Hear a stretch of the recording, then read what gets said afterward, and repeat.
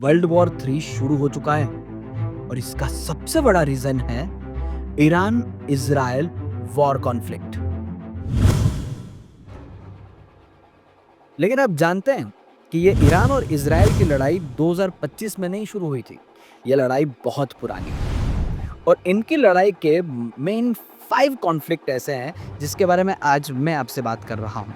सबसे पहला कॉन्फ्लिक्ट है इन दोनों के बीच में nuclear bomb programme.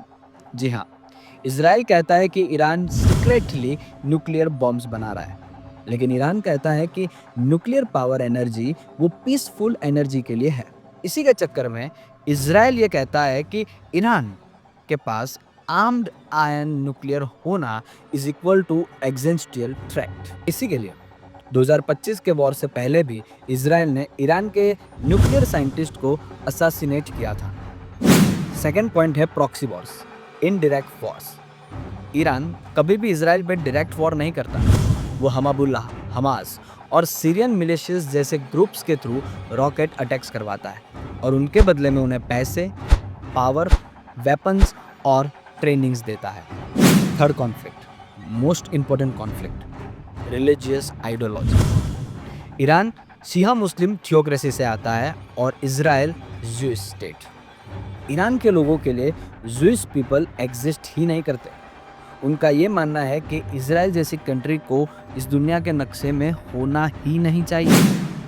4 geopolitics power. Iran middle east countries के अंदर अपना डोमिनेंस बढ़ाना चाहता है। इजराइल उसे काउंटर करता है। इजराइल के यूएसए के साथ बहुत ही अच्छे रिश्ते हैं, लेकिन ईरान और यूएसए कट्टर दुश्मन। तो ये बहुत सिंपल है कि इजराइल और ईरान के दोनों के बीच में कॉन्फ्लिक्ट बढ़ना बहुत ही कॉमन है।